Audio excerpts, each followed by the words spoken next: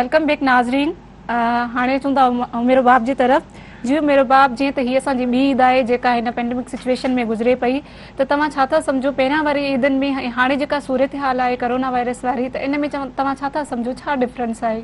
जी sir वारनि चयो त हर कोई SOPs जे तहत ईद मल्हाए थो ऐं यकीनन ही काफ़ी डिफिकल्ट सिचुएशन आहे त हर कोई जीअं चवंदा आहिनि त पंहिंजूं रंजिशूं ईदनि ते वञी करे तव्हां ख़तमु कयो, हर कोई भाकर पाए करे मिले ऐं पर ही हालात अहिड़ा आहिनि उनमें केर बि विद SOPs करणो थो पए ईद गुज़ारणी पए थी। पर हिकिड़ा अहिड़ा माण्हू बि आहिनि जीअं आउं इहो चवंदमि त मूं जो वचन थियल आहे त जेसिताईं मुंहिंजे वालिद मुंहिंजे ॾाॾे ऐं मुंहिंजे चाचे जे कातिलनि खे सज़ा न लॻंदी त आउं ईद न मल्हाईंदमि। पर हिकिड़ी दुनियादारी आहे त हीअ रस्मी ईद आहे, उनजे हवाले सां मूंखे इंसिस्ट कयो वियो त तव्हां अचो प्रोग्राम अटेंड कयो त ज़ाहिर आहे दुनिया खे बि मुंहुं ॾियणो आहे। त काफ़ी अहिड़ा माण्हू आहिनि जेके ईद सेलिब्रेट न बि करनि था छो त अनफॉर्चुनेटली अॼु ईद जो ॾींहुं आहे, सभु को ख़ुशि आहे पर असांजे घर में अॼु बि ग़म आहे छो त हिकिड़े घर मां जेके वॾनि जो सायो हलियो वञे वालिद ॾाॾो चाचो त उन्हनि जी कहिड़ी ईद थींदी।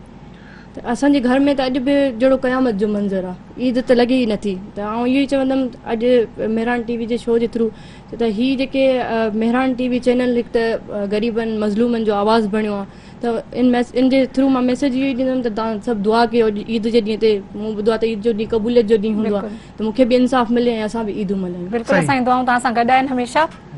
अच्छा उमेर बाप तव्हां ॿुधायो त तव्हां जॾहिं चलो हाणे त सोग आहे, अॻु में तव्हां ईद कीअं मल्हाईंदा हुयो? पहिरीं त काफ़ी जेका उमेर बाब हाणे तव्हांखे नज़र अचे थी उहा उमेर बाब न हुई। मुंहिंजी काफ़ी घर में मस्ती हूंदी, मुंहिंजे वालिद सां ॾाढा नखरा हूंदा हुया। घर में आउं लाडली थी पलियसि छो त मुंहिंजे वालिद खे असां त काफ़ी न्याणियूं आहियूं पर मुंहिंजे चाचा वारनि जो कोई औलाद न आहे त उन्हनि बि मूंखे पालियो त काफ़ी लाड प्यार मिलियो। पर कॾहिं मूं न सोचियो हुयो त ही अहिड़ा ॾींहं बि ॾिसणा पवंदा त ईद जे ॾींहं ते बि काफ़ी मुश्किल आहे फेस करणु।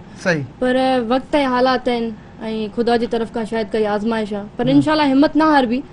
बाक़ी पहिरीं जेके ईदूं हुयूं त काफ़ी मस्ती सां गुज़रियूं, उनमें ॾाढो बाबा सां असांजा नखरा हूंदा हुआ त हर ईद ते जीअं ॿारनि खे मुंहिंजी त तव्हांखे ख़बर आहे ऐं 18 years जी हुयसि तॾहिं ही वाक़ियो थियो। 3 साल थिया आहिनि, now I am 21 years old। त हिननि 3 सालनि में मां ईद ते अॼु ॾींहं ताईं कंहिंखे मूं मुबारकबाद न ॾिनी आहे छो त मुंहिंजो हिकिड़ो अज़म थियल आहे। मां हुते क़ब्रिस्तान में पंहिंजे बाबा सां मूं वचन कयो, मुंहिंजो बाबा जेसिताईं तव्हांजे कातिलनि खे सज़ा न लॻंदी आउं ईद न मल्हाईंदो। सो बसि इहा ई आहे त इनशाला जॾहिं कातिलनि खे सज़ा लॻंदी, असांखे इंसाफ़ मिलंदो, सिंध मां सरदारी निज़ाम ख़तमु थींदो त इनशाला असां बि ईदूं मल्हाईंदासीं। छाकाणि ॾिसो जाते जाते ज़ुल्म ऐं जाते जाते बेइंसाफ़ी जी ॻाल्हि थींदी असां ज़रूरु हिन ॻाल्हि खे सपोर्ट कंदासीं त हिन धरतीअ ते इंसाफ़ हुजणु खपंदो आहे ऐं हिन धरती ते ज़ुल्म जो ख़ात्मो ज़रूरु हुजणु खपंदो आहे। तव्हां ईद कीअं मल्हाईंदा आहियो? वैसे त काफ़ी असां नंढे हूंदे खां ईद मल्हाईंदा आहियूं, दोस्तनि में अचणु वञणु दावतूं। पर हाणे जी सूरत हाल कुझु बारबेक्यू वग़ैरह थींदा हुया हे सभु कुझु ऐं हाणे त सभु कुझु बदिली वियो आहे, हर ॻाल्हि बदिली वई आहे कोरोना वायरस जे करे। कुझु बि पहिरीं वांगुरु कोन्हे हाणे, बसि ईद बि उअं ई घर में सादगी सां मल्हायूं पिया घर वारनि सां गॾु ई बस इंशाल्लाह। सही। तव्हां टिकटॉक स्टार घणा फॉलोअर्स आहिनि तव्हां टिकटॉक ते? जी मुंहिंजा 1.2 मिलियन फॉलोअर्स आहिनि, 12 लख फॉलोअर्स आहिनि। हैदराबाद में कहिड़ी छोकिरी आहे जेका तव्हां अलावा या 10 लख खां मथे हुजनि? हैदराबाद में कंहिं बि छोकिरी जा एतिरा 12 लख न आहिनि। पहिरें नंबर ते टिकटॉक में सिंध में केरु आहे जंहिंजा एतिरा फॉलोअर? घणे फॉलोअर्स सिंध में पहिरीं त मुंहिंजी दोस्त अक्सा किंजर आहे, उनजा घणा उनजा 2 मिलियन फॉलोअर्स आहिनि। सही। ॿिए नंबर ते? ॿिए नंबर ते उहे बसि इलाही सारा आहिनि, मतिलबु 5-6 माण्हू आहियूं असां जेके एतिरा फेमस आहियूं, उनखां अलावा एतिरा को फेमस कोन्हनि सिंध में। सही। छो था टिकटॉक ठाहियो, छा आहे उन में? टिकटॉक हिकिड़ो अॼुकल्ह जी दुनिया जो हिकिड़ो अहम हिसो आहे छो जे न उनमें असांखे एतिरा माण्हू ॾिसनि था, एतिरा व्यूज़ था करनि, कुझु माण्हू असांखे सिखनि था, असां कोरोना वायरस जे बारे में बि इंफॉर्मेशन माण्हुनि जे घरनि ताईं पहुचायूं था। उनखां अलावा अलाए केतिरा मैसेजिस हूंदा आहिनि, कुझु हिन पेरेंट्स जे बारे में, कुझु भाउ भेणनि जे बारे में, को का ॻाल्हि जेका सुठे तरीक़े सां अॼुकल्ह जी जनरेशन में फैलनि पिया। ऐं अलाह जो शुक्र आहे जो असांजी जनरेशन हिन शइ में वञे पई ऐं इलाही बुराइयुनि खां बचे पई। इलाही बुराइयूं टिकटॉक सही न आहे, बुराई आहे। ॾिसो सुठा ई बुराई तव्हां चवां थी हर जगह ते आहे, भले तव्हां लॉलीवुड में वञो, भले तव्हां टीवी चैनल्स ते वञो या तव्हां टिकटॉक ते वञो, यूट्यूब ते वञो, फेसबुक ते, हर जगह ते सुठाई बुराई आहे। पर ही टिकटॉक हिकिड़ी अहिड़ी जगह आहे जेका इंसान खे कुझु ठाहे पई। अॼुकल्ह तव्हां असांजे टिकटॉकर्स खे ॾिसो जेके ड्रामनि में अचनि पिया, वॾे वॾे गाननि में अचनि पिया, त एटलीस्ट असां कुझु कयूं पिया ऐं असां आम माण्हू आहियूं जेके कुझु ठाहियूं पिया। आम माण्हुनि खे मौक़ो किथे बि न मिलंदो, असां पाण पंहिंजी महिनत करे पाण हिते बीठा आहियूं। अच्छा, टिकटॉक ठाहिण जो शौक़ु तव्हांखे छो थियो? टिकटॉक ठाहिण जो शौक़ु बसि ईअं ई वीडियो वग़ैरह ॾिसंदा हुआसीं त पोइ कॾहिं ठाही ऐं पोइ मुंहिंजी वीडियो वायरल थी वई त पोइ बसि इन करे पोइ शुरू थी वियासीं। सिर्फ़ फेमस थियण जे लाइ? न न न न मज़ो ईंदो आहे, असांखे सुठो लॻंदो तव्हां आहे। टिकटॉक ठाहियो था, नेट ख़र्च कयो था, पंहिंजो ड्रेसिंग करणी पए थी, मेकअप करणा पवनि था, ही सॼा ख़र्च उनजो थियनि सिलो था। असांखे मिले पियो अॼु। हा। अॼु जीअं तव्हां असांखे पंहिंजे प्रोग्राम में सॾियो, ईअं इलाही सारा माण्हू असांखे पंहिंजे प्रोग्राम में सॾनि था, माण्हू मिलनि था, सेल्फियूं कढाइनि था, फोटो कढाइनि था, ॾिसी फेम करे थो मिले। फेम थो मिले, माण्हू ख़ुशि था थियनि, असांखे उहो ॾिसी इलाही ख़ुशी थींदी आहे। सही। अच्छा, त पंहिंजो तव्हां छा था सम्झो त टिकटॉक बंदि थियणु घुरिजे? छा गवर्नमेंट चए थी बाबा ही टिकटॉक बंदि कयो? टिकटॉक तव्हां बंदि कंदा त तव्हां पंहिंजी जनरेशन खे हिकिड़ो इन अखियुनि ते पटी पाराईंदा। तव्हां सेल फोन्स वग़ैरह बंदि कंदा, छो करे अॼुकल्ह जा ॿार सिखनि हितां पिया। हा।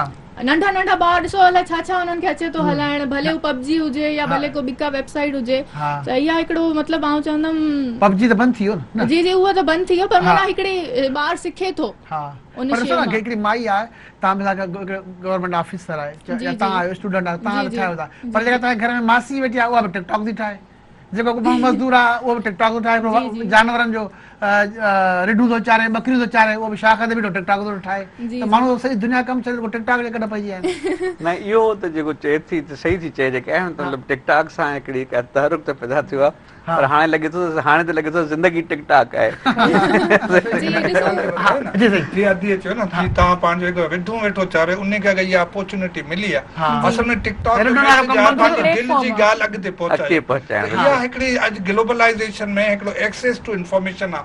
हर माण्हू चाहे थो त इहा सोशल सर्विस आहे। जीअं अदी ॿुधायो त असां जेको सोशल इशूज़ ते ॻाल्हाईंदा आहियूं, असां टिकटॉक जा हामी आहियो? बिल्कुलु हामी आहियां। मां सम्झां थो जीअं हाणे तव्हां हिकिड़ी सुठी ॻाल्हि कई कि चङाई ख़राबी सुठाई, यूज़ मेक द डिफरेंस। तव्हां हिकिड़ो चाकू जेको आहे उन सां ऑपरेशन कंदा आहियो, डॉक्टर कैंसर जो इलाज कंदो आहे, उन चाकू सां ॿियो माण्हू कंहिंजो गलो वठींदो। हाणे चाकू जो ॾोह त कोन्हे न।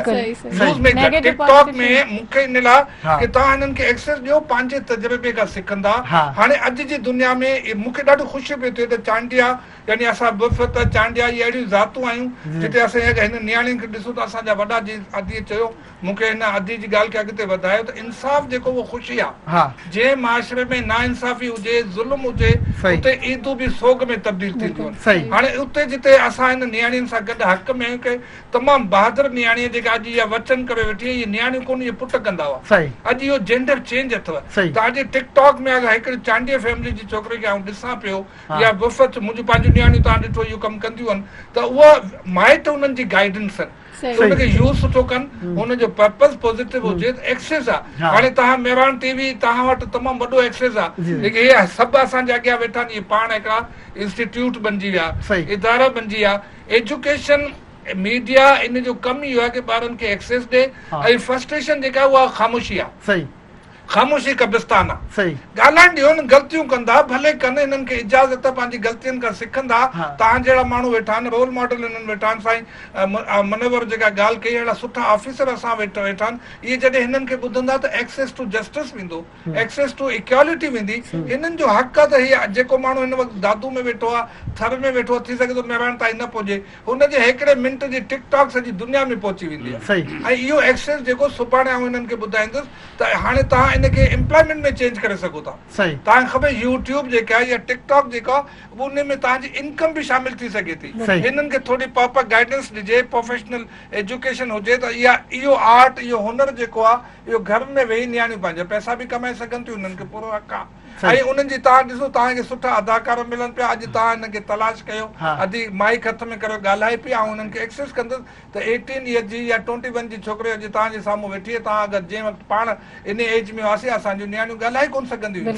त इहा मां सम्झां थो तमामु आहे, असां सभिनी खे सपोर्ट करणु खपे। ऐं इहा ओपन वर्ल्ड आहे, पाबंदियूं जेके आहिनि उहे ख़तमु थींदियूं, अॼु न त सुभाणे। मूंखे ॿुधायो तव्हांखे टिकटॉक ठाहिण जो शौक़ु कॾहिं थियो? मूंखे इन लाइ टाइम कोन पियो मिले। मुंहिंजो कमु हे नौजवान कनि पिया, अगरि हे नौजवान न कंदा त आउं बि इहो कमु करियां। मूंखे कोन्हे। हाणे ज़ाहिरी ॻाल्हि आहे, स्टेटस हूंदो आहे, असांजी पंहिंजी हिकिड़ी जनरेशन आहे, इहा जनरेशन आहे। ज़ाहिरी ॻाल्हि आहे, मुंहिंजी जनरेशन में थी सघे थो इहो पॉपुलर मीडियम न हो। अॼु जेका मुंहिंजा आउं न ठाहींदो त मुंहिंजी धीअ ठाहींदी आहे, मुंहिंजी पोटी ठाहींदी, त यकीनन मुंहिंजो पंहिंजो भाइटियो आहे, उहो एॾो ज़बरदस्त टिकटॉक लॻाईंदो आहे। ऐं उन में ख़बर पवे असांखे इंडियन अदाकार उन जे साम्हूं कुझु बि न लॻंदा आहिनि। असांजे घर में एॾा सुठा फनकार वेठा आहिनि। साईं उस्ताद बरकत अली खे तव्हां ॿुधो पिया, अॼु साईं खे ख़बर असांजे घर में माण्हू वेही उस्ताद बरकत अली जी जेका उहो बाक़ाइदो हुनजी पेरोडी कंदा आहिनि। त आउं सम्झां थो साईं मुनव्वर खे ॿुधंदासीं त हाणे त अहिड़ी दुनिया अची वई आहे जंहिंमें हिकिड़ो उस्ताद हुजे, हिकिड़ी नियाणी हुजे, पंहिंजे घर में वेही पंहिंजे आर्ट खे, त आउं सम्झां थो असांखे सपोर्ट करणु खपे।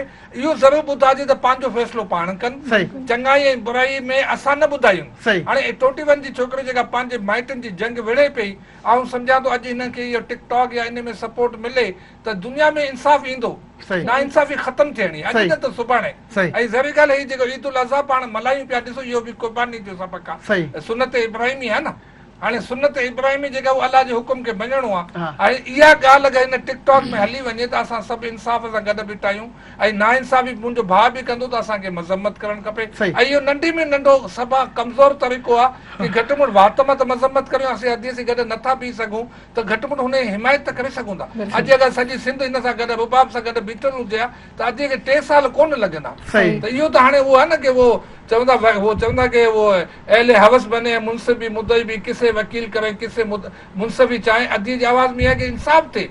3 क़त्ल जेको हिकिड़ी ॻाल्हि आहे न, हाणे मूंखे बि ख़बर कान्हे, सची ॻाल्हि मीडिया में पढ़ंदा आहियूं, लेकिन जॾहिं अधीअ सां गॾु विहंदासीं किथे मीडियम ईंदो त माण्हू पंहिंजी आवाज़ पुॼाईंदो, पोइ सही ऐं ग़लति जो फ़ैसिलो।